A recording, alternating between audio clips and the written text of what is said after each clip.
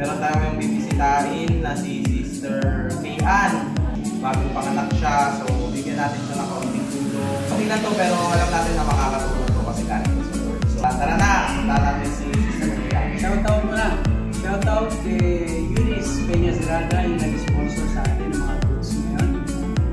Nagpapa-shoutout rin si Pastor Edward Duga. Shoutout po. Tara na, let's go! Ano, ayaw.